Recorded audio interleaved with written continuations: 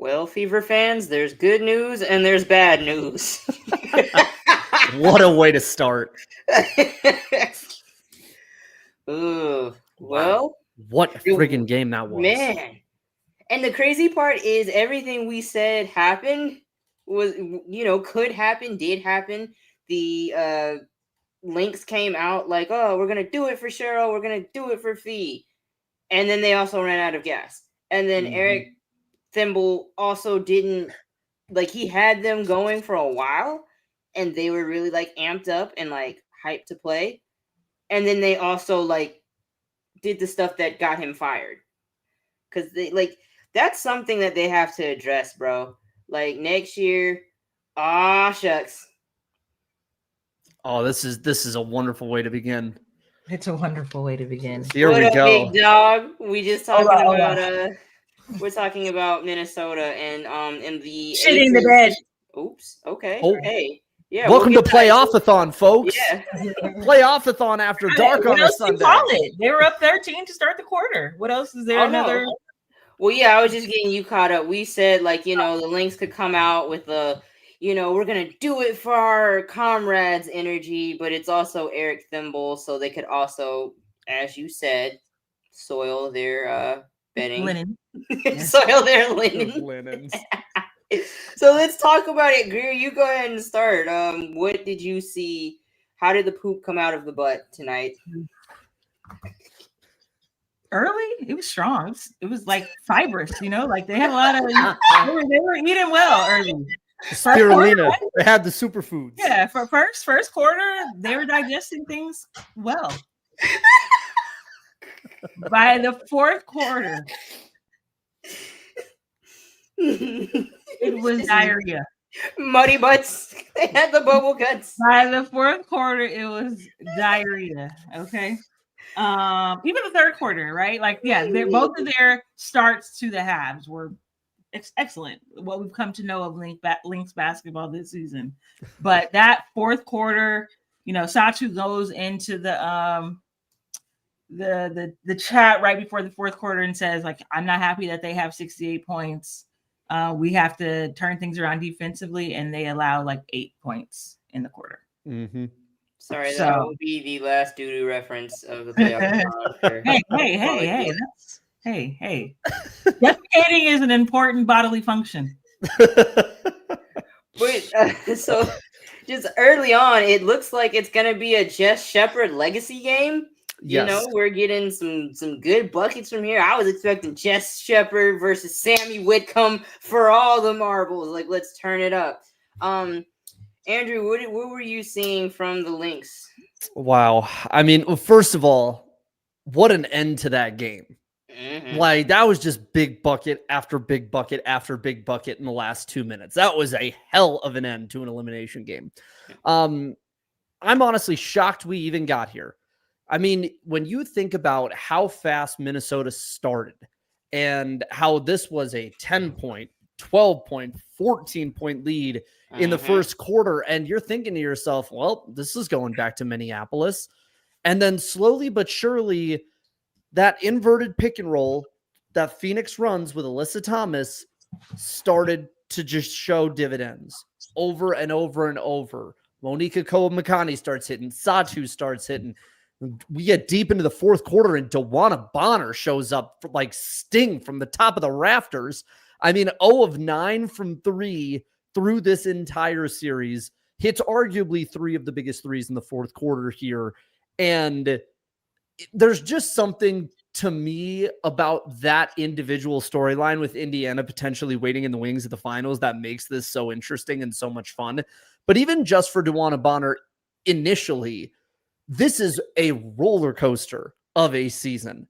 To go from that start in Indiana to that end in Indiana to the kind of what are you exactly here, like Milton from Office Space in Phoenix for a second, and then shows up in the final 2 minutes of a game that could take your team to the finals and just dials back the clock like it's 2014 DeWanna Bonner in Phoenix and no time has changed at all. I mean, it was really remarkable to see that. And My goodness, Alyssa Thomas, whatever people think about Alyssa Thomas and Shawnee, I know you might have to bury this one. Like, I mean, you can't argue with what the output was because this is what we've asked for. You know, we have asked for this for years, going back to the Connecticut days where, you know, I will say I did this, kind of likened her to Rudy Gobert as like a amazing defensive player that plays great in the regular season, but what can they give you? Are they fixable and solvable when you get deep into the playoffs? And this year, she has, to this point, proved it wrong. She has established and evolved in her game in the last 4 years, and they play a way that not everybody loves, and I get that, but styles are styles and styles make fights, you know. I know people love the motion offense. I know people love how fun it is to see like pace and scoring and sharing the ball, and you don't like seeing what people classify as bully ball. You don't like AT kind of doing this LeBron impression, so to speak, where it's like she is the point forward, but also the engine of the entirety of the offense on every single possession in and out. I know people are split on that, but this team plays some fun basketball, man. And they have shown, Phoenix has, that they do not fear the moment. And that was my biggest concern and biggest worry is when you are a player like AT or a Dewana Bonner and you are getting into this stage of your year and you have bridesmaid so often, like what happens when you get into these crunch time situations? Does that take over or do you find the different switch?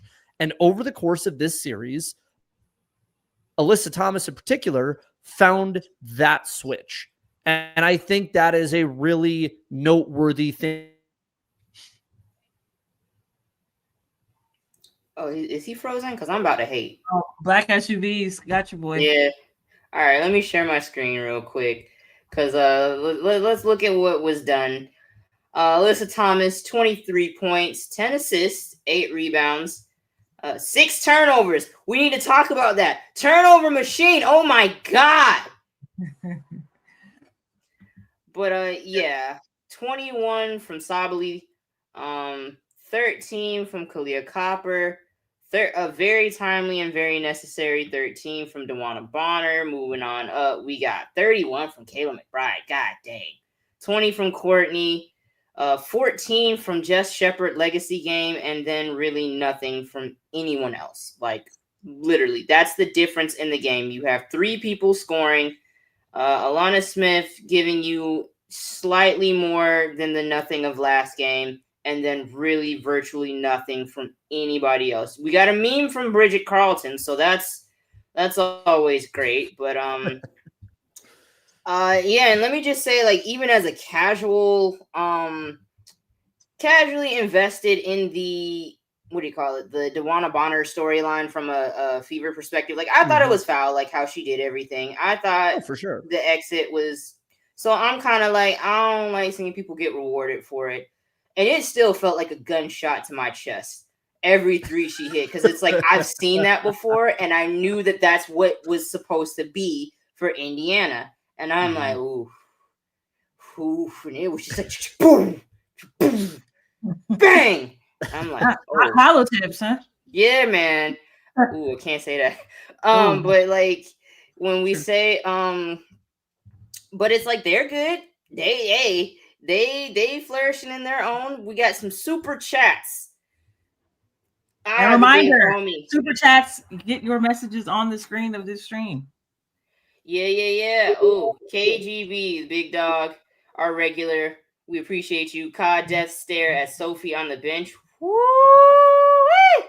And you know why that's never got to hold up their end of the bargain. They do. But if that should happen, that will happen. But it's neutralized for me because there is that picture that I posted and people got mad at me.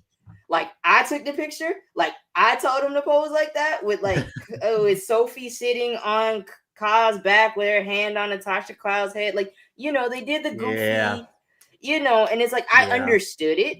But it's like you could have said, we're not doing this one, or we're switching the order of this one, or we're not, there was some autonomy there that was not exercised. So now you get the worst possible picture. So you go from her standing over Sophie in Chicago with the yeah to stepbrothers type sitting on your back. Like, I don't know, man. So that rivalry loses its teeth a little bit to me. But thank you for the comment, big dog.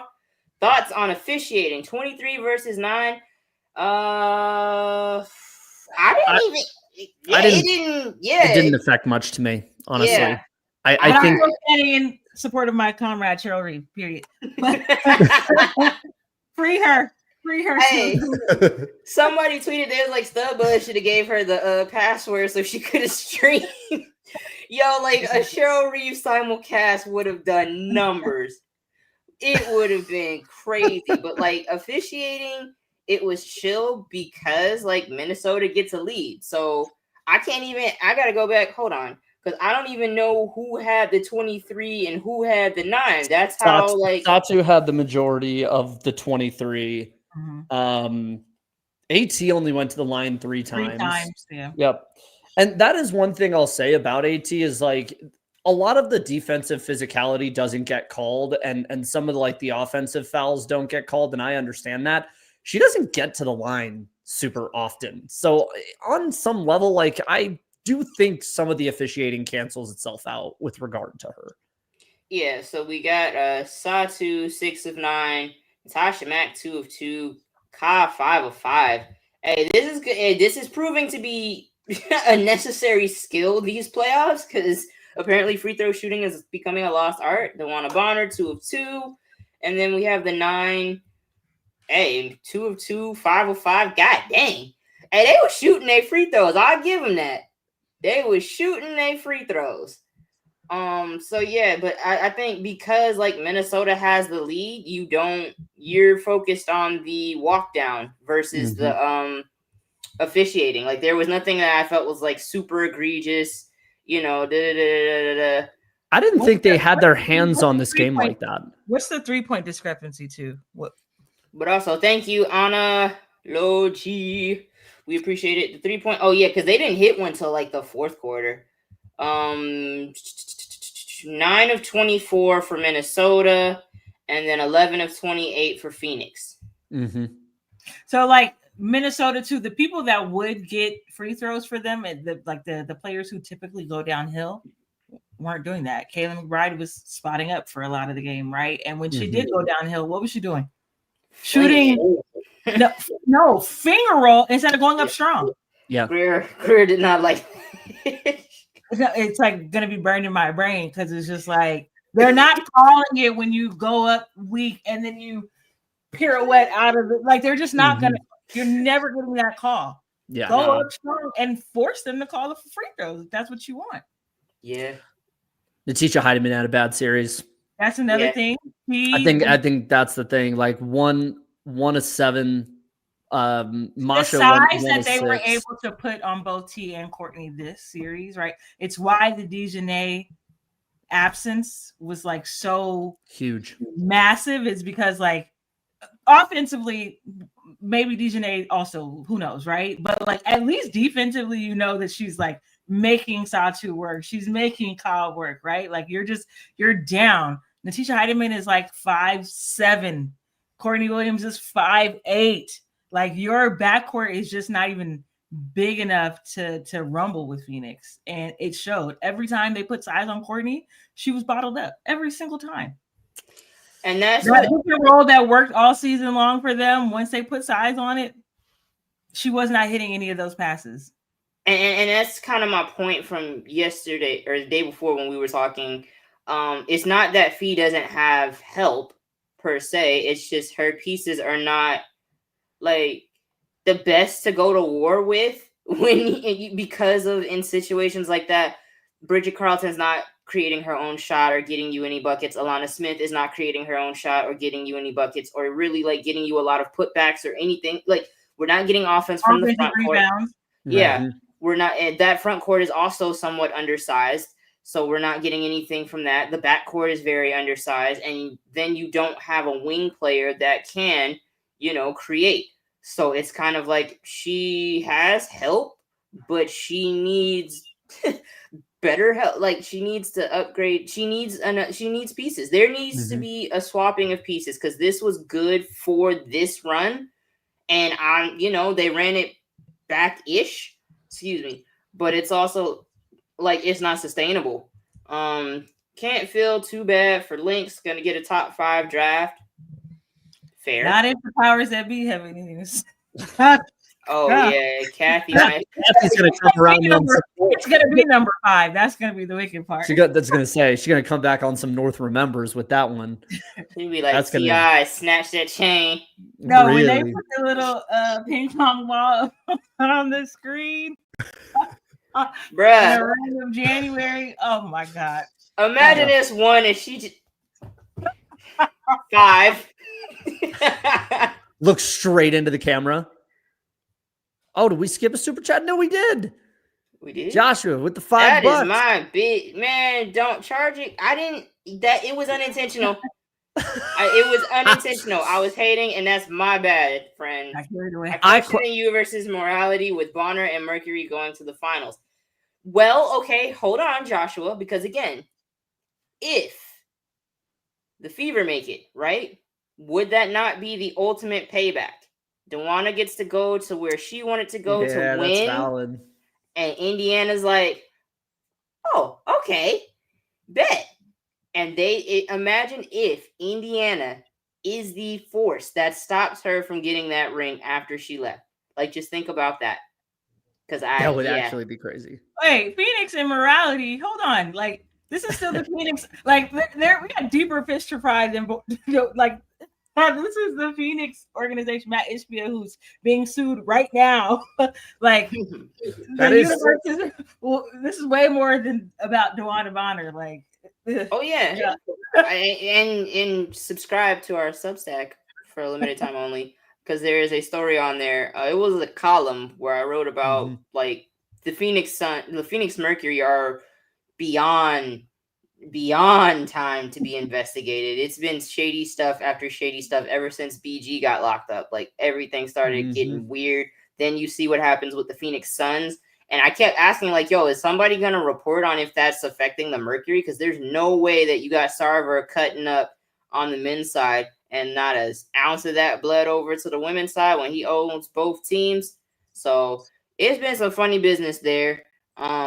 So to me, them getting stopped would be, yeah, go ahead, make it. Here you go, have it. But thank you, Joshua. Again, sorry. And yes, we got to get the Mercury out the paint. It's the big capitalism, isn't it? If the Fever and the Mercury make it, like America's team and the Fever and the Mercury, who basically bought, right, there's no expense, right, to get to this point, basically. So actually, that does bring up an interesting thing, because under no circumstances do you have to hand it to Matt Ishbia, but Max Kellerman, I do think that there is something to be said about the idea that an owner came in and whatever flaws and foibles Matt Ishbia had, put his money where his mouth was in respect to this team and how they were going to be funded and how they were going to be run.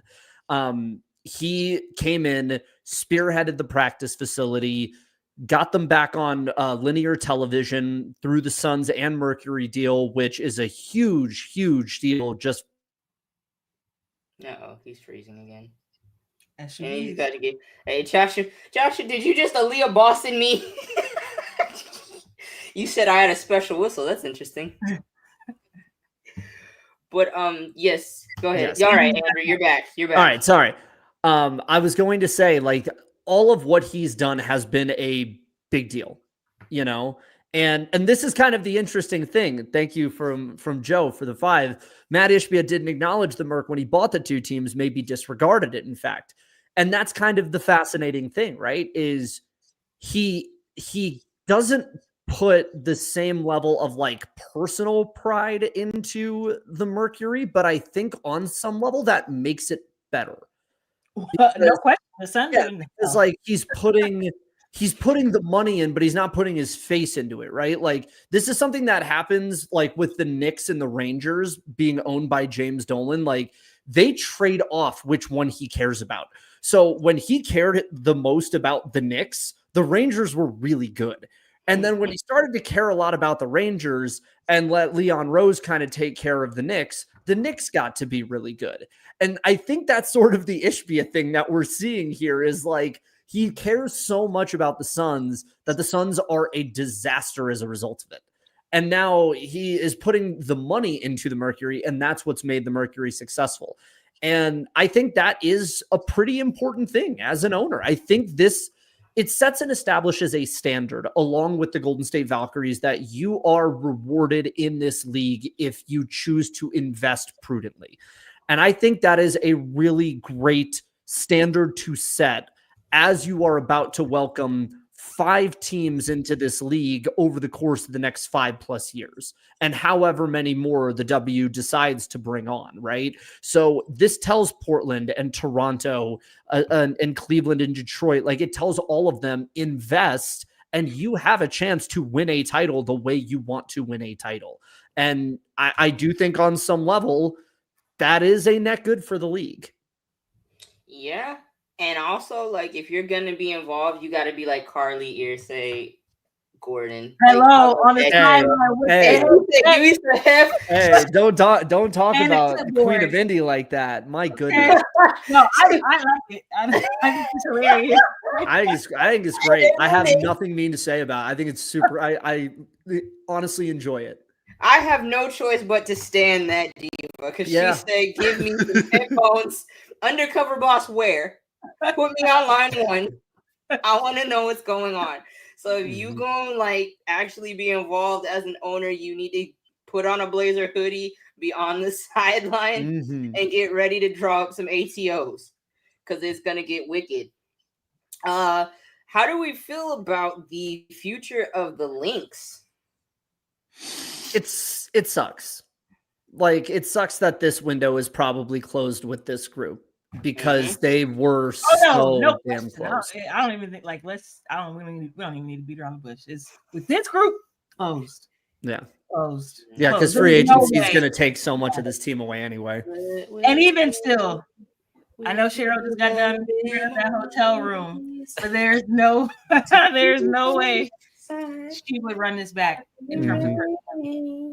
It's so hard to say goodbye to yesterday. That window was open for like 45 minutes and they got cheated twice. Boy, if I'm Cheryl, I would have busted into Tibbetts' press conference and just I'd had to Homer and Bart Simpson him like, you what? That's gotta be tough for this group though, man. I mean, just an unbelievably talented crew, 2 of the best regular seasons in the W that we've seen in some time. You know, they made it to last year's final.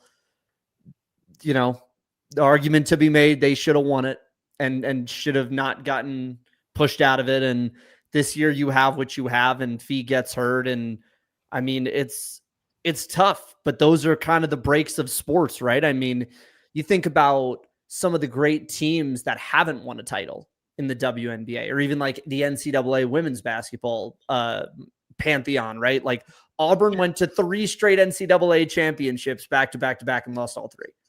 You know, sometimes teams are just on the other side of it like that. And we're going to find out how much Cheryl wants to run this back with the young kids.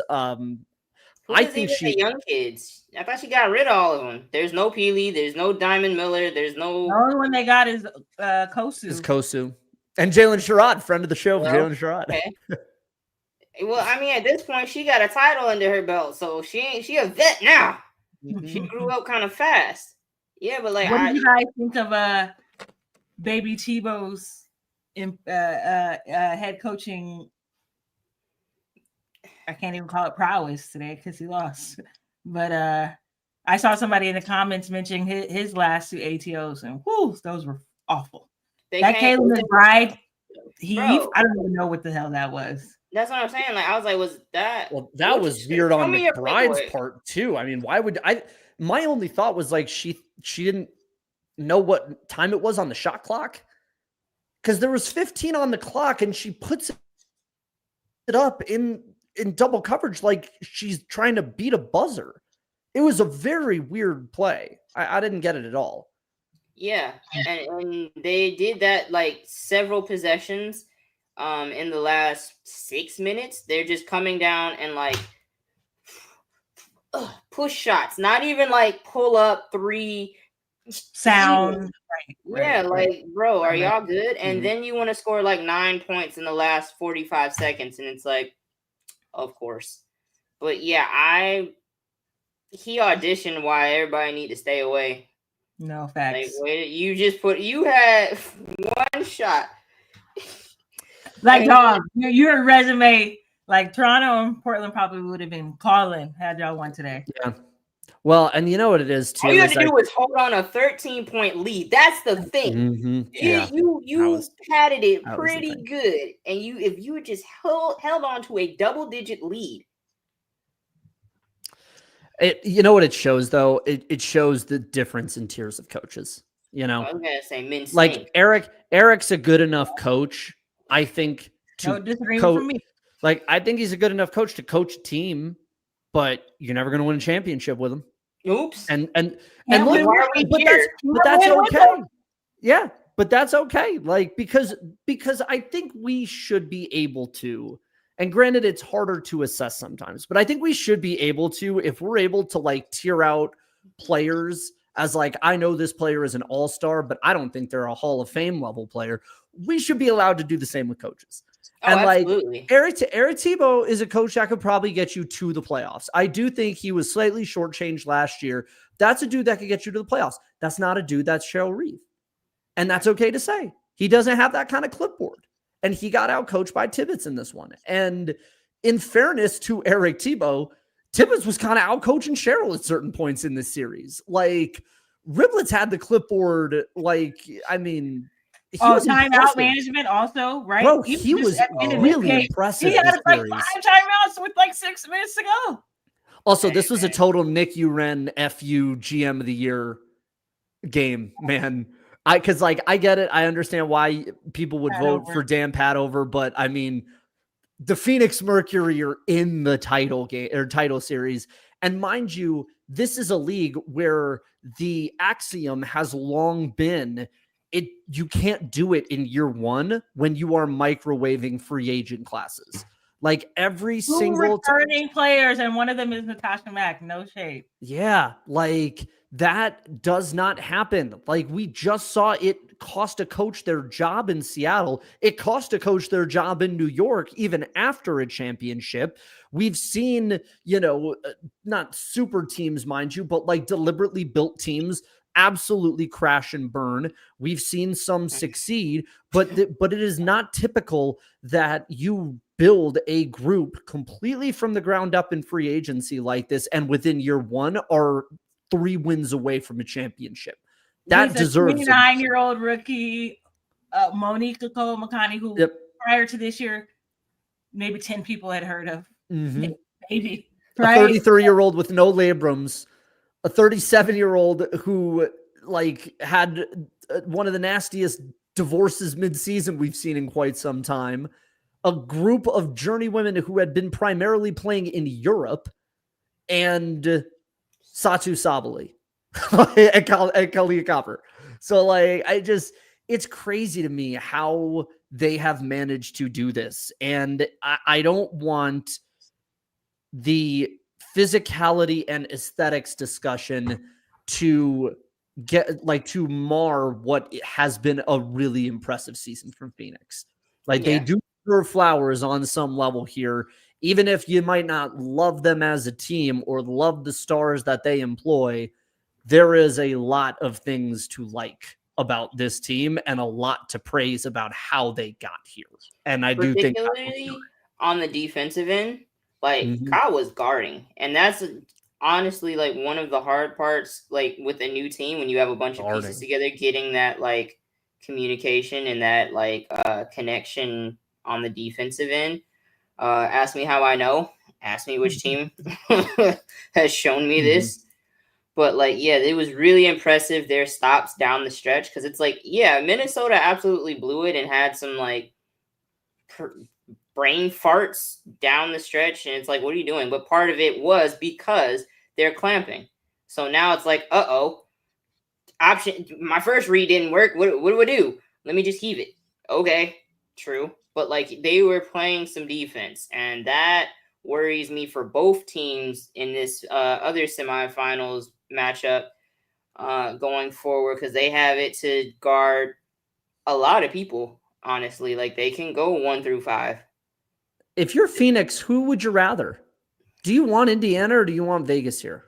You probably want Indiana because you beat them this year. You beat them 2 out of the 3 matches, and you hate them. And I don't believe that they beat Vegas. I don't know that they beat Vegas at all this year. I don't know if they did either. Let me go double check that. They beat them in the first matchup back on June 15th. Oh, back when we were trash. Exactly. Yeah. So. And the two, and yeah, they had that 86-83 game. That was the one that I remember back in, God, all of these have been close losses. 84-81 on June 29th, 86-83 on August 15th, and then there was that blowout on August 21st, 83-61. Yeah, so you have to...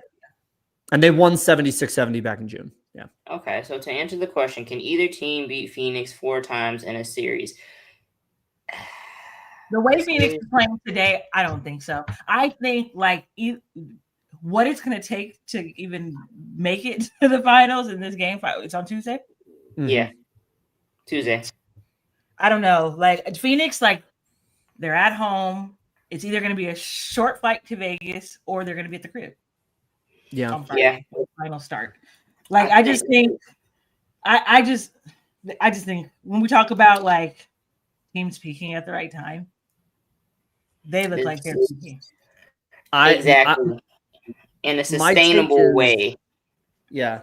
I think this next series goes to 6 or 7 regardless.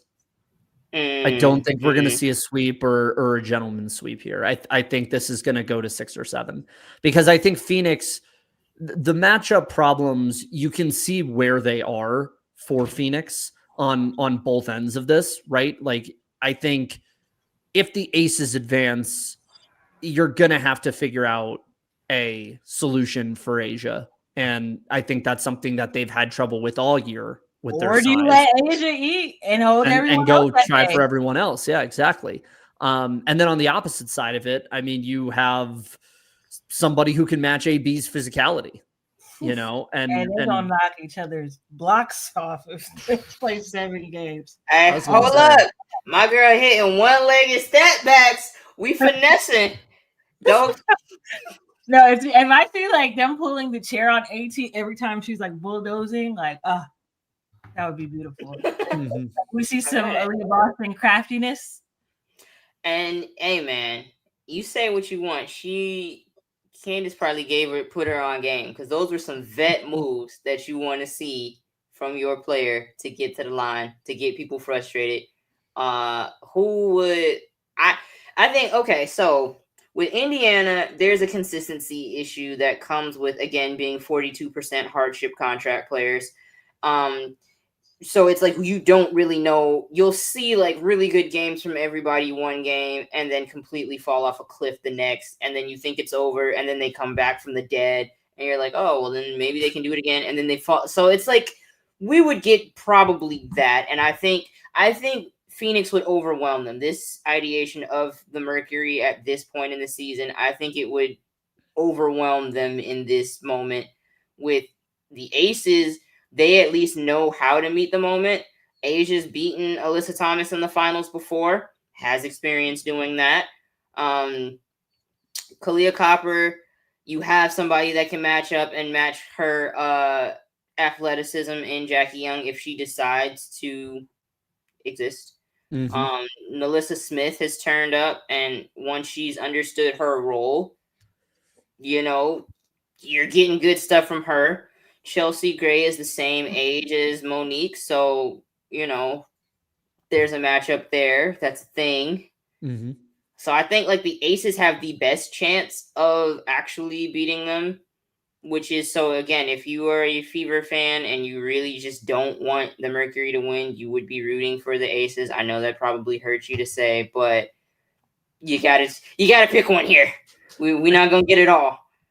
And Greer, I yeah, know you mentioned this after game 3, and then Shawnee, we talked about it in the post game of game 3. I mean, of the 3 teams remaining, Phoenix has the best 3, right? Best 3 1000%. big 3 players here. They're top end talent. This season, I think you do have to say that their top end talent has been better. It's been Jackie and Asia, to be clear, right? Like Jackie's been pretty consistent this year, and obviously Asia's the MVP. Aaliyah Boston and Kelsey Mitchell is a hell of a 1-2 punch, especially the way Aaliyah is playing currently. But yeah, like 1, 2, 3, and then you also just happen to have the player who's placed the most playoff games in WNBA history in DeWanna Bonner. Like it's just the level of experience is like, see, yeah, and that's my thing, and I get it, but like we're poops sometimes, so it's like it's hard to give them that respect. But it's just like Chelsea, Jackie, Asia, Melissa should be a good 4. Like 3 of them have that experience. 3 of them have Olympic experience. 3 of them have world experience. Like that should be your 3. And I get it. It's just for Germany and shit like that. But she got it. No, but like Kai and AC were on the team. But I'm saying like that should be like a matchup, big 3s versus like the big 4. If anyone's capable of saying like, actually, no, it is a fucking big 3. It's Chelsea Gray. Yeah. But it's just a matter of is she gonna be y'all must have forgot. Like, are you gonna be Cheeks or are you gonna be Big Dog? Like, you gotta decide, bro.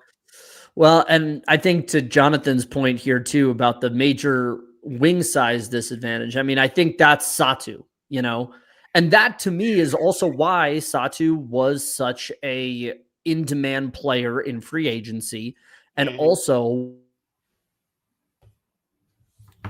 darn it, why so many teams, because that's all this was really about. Is there's just not a lot of players like her in the WNBA right now.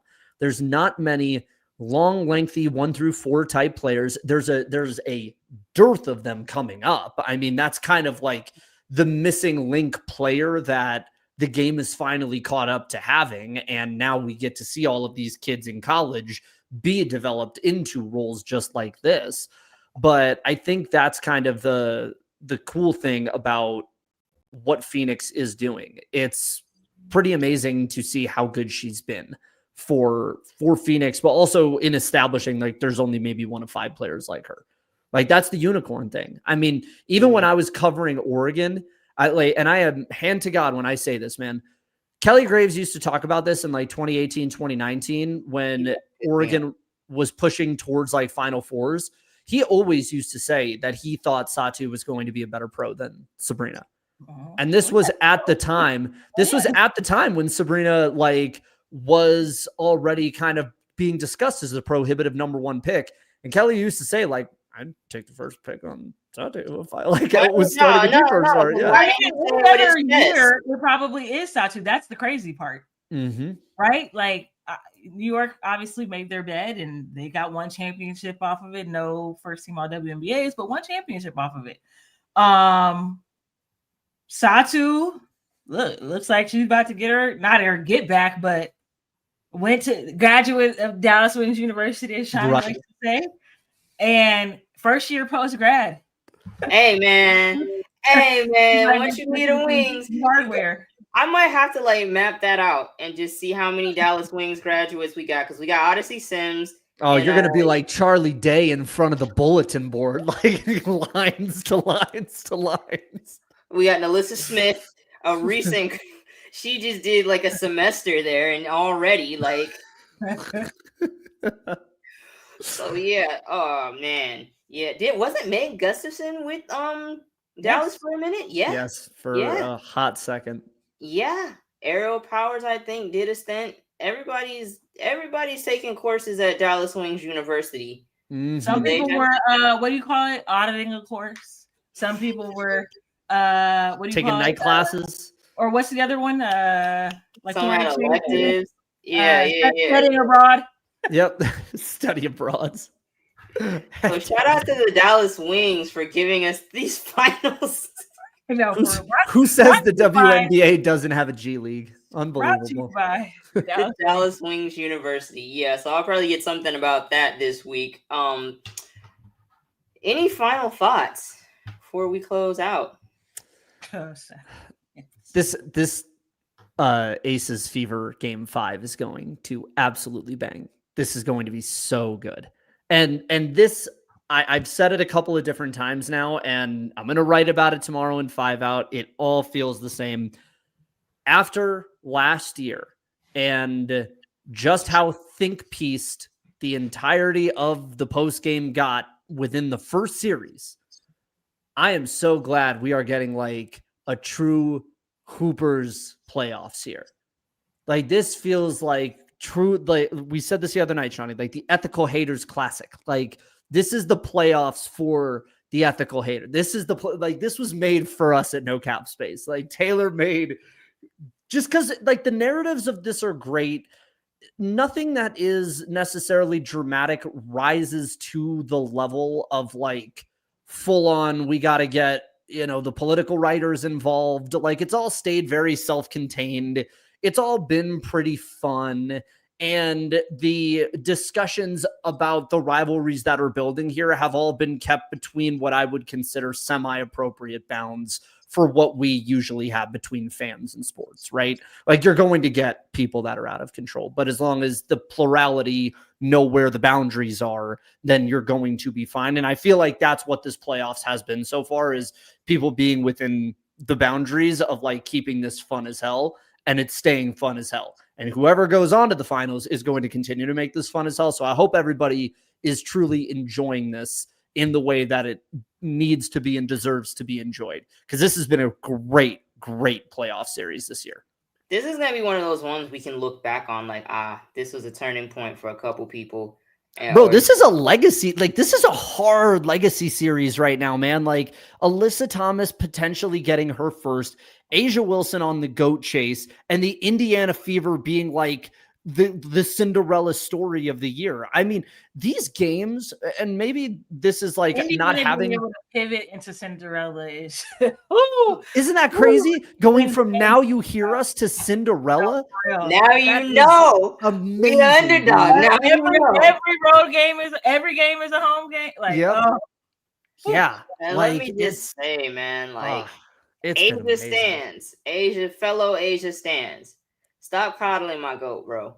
Like, it is okay for her to get roughed up and heckled one time in her life.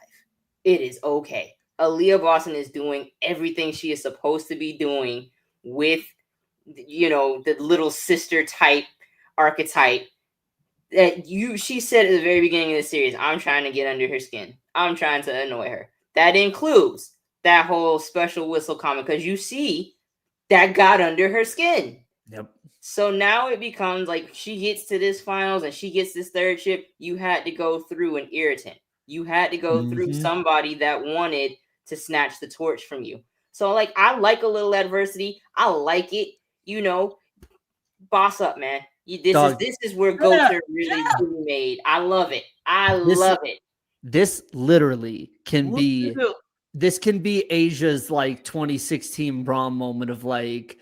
It gets so like that's the man's league. Like this is like the man's league response game, like where Braun goes out and like hits Steph Curry with like the turnaround, like like this game 5, Asia has the chance to do this, and the same way that like I want Asia fans to be comfortable with like their favorite getting adversity like this. I also want the other way too, the acceptable nature of what Asia's doing, right? They don't have to like each other, man. They don't. Like, these are professional basketball players. It has no issue if this is like new guard versus old guard or all Gamecocks got it. No, man. It's okay for people to not really mess with one another and want to beat each other on the basketball court. Like, there are legacies at play with these types of things. And this is what it should be. Like we said it when Cheryl got thrown out the other night. Like, I want people to care about this stuff. I do not want the hermetically sealed, homogenized product that we get in some other sports leagues where the game is over and everyone's hyped to go see each other at Summer League so they can all party together. I don't want that. I want real hate back. I want hate in my sports, ethical hate in my sports again, because that's what makes this shit cinema. So this is okay. If anything, we should be cheering this on more, that it stays within the proper lines and boundaries of what is acceptable social behavior as we see fit. But Asia and Aaliyah Boston should be allowed to hate on one another ethically. They should be allowed to not want to see the other prosper. They want to be the weapon forged, and that is okay. I wasn't on here earlier, but when they both went, everyone shouting both back to back. I felt alive. Amazing. God, yes. Yes. I was like Joker Noah. Yes. Yeah, that was great. Because again, this is something, like Asia's been doing that, and I've gotten hype off the Asia and ones. I've seen her peaks. I've seen when she's become inevitable. So to see Aaliyah, who we've always said, like, the next step is her, bucking up and barking back at some people and not just like, bow, bow, but like actual like big dog barks. Bow, bow. Right? Big dog barks. So when she went there, we're gonna work on the voice not cracking next time. But when she was like, "Hell, what? We getting there. We getting there." I love that Gamecock fans in a loyalty crisis. And look, I'm Don Staley because when she tweet, I win either way. And like whoever wins, I tweeted that. I said this is good for both of them because again, Asia gets some adversity, skins her knee a little bit, builds a scab, gets to the finals, toughened, a little, sharpened by some iron here, or Aaliyah gets to start her legacy. Either way, as a Gamecock fan, again, everybody does not have to be a Gamecock fan. So let me just say that, like, if you're an Aces fan, you don't have to be a Gamecock fan. But I'm speaking to people because majority are both. If you are a true Gamecock fan, this should excite you, bro. This should excite you. Like, this is fantastic. The and boy, that series made me feel. I wanted to run through a wall. Just off sheer ecstasy of both of them turning up. Generational whining about the whistle. Respect it. Hey man, everybody gonna politic. Don't knock the hustle. Yeah, Cheryl is a leader. Cheryl is a leader. Why the white woman get to do it? A trailblazer. No Portland. But yeah, and this is respectfully. This is why it couldn't be Atlanta, because this is what Atlanta was missing. Because when somebody was like, yo, Gamebridge is chanting MVP with Kelsey Mitchell at the line while the literal already awarded MVP is there. And I was like, I know Ryan Howard somewhere like. The Shannon Sharp. This is what I was talking about. Mm-hmm. So, I love it. I love it. I love it. If you're not a fan, if you are a fan, if you're not, like, you could still get something out of this because if you haven't watched one game all season long, Tuesday night is the time to tune in. Yeah, I mean that is even without Caitlin. I mean that's the biggest game of the year. Like, that's an interesting thing. We got one more question here. How should the league address the refs next season? I don't know. Man, I wish I knew. I'd be willing to bet like half of my next paycheck that Cheryl has a file folder, a binder that's about this big, not the binder, with all of the terrible calls this year and last. Like, hey, that's who needs to have exit interviews. I need all of the major officials. Let's talk. Because what? I remember your game, Angelica. Why? What was this about? Mm-hmm. Like, come on, dog. Yeah, the it's not my job, ref. Come to the front. Green, who missed that foul on feeding at the end of game 2. You come to the front because What do we watch? Buddy, last series that was the reason Steph White had to use all of her challenges in the first half. Come to the front. Schedule it. Cheryl Reeve's going to get the entire refereeing union in a room and make them play bore on the floor. Like, this is going to be a situation where, like, that's who would do it. That's who would do it. Or, Cheryl, oh my god! Don't tell me Cheryl Reeve is not Logan Roy. Like this, yeah. She torture him. She absolutely tortured him. That's something we need to introduce in the CBA. Exit interviews for head refs. Like, then if we can't get every single ref, we just need the top ref so that you can answer for everyone's sins. And we're bringing receipts and binders and such. But folks, we appreciate you all for pulling up. We appreciate our super chatters. We appreciate our regular chatters. You guys are the lifeline, the blood that flows through this show that allows us to give the energy and our hearts to beat and pump out this content. So we thank you, and we'll see y'all Tuesday, because I'm going to be happy either way. Join me, friends. Everyone have a good night. Hope your Monday goes well. See you later.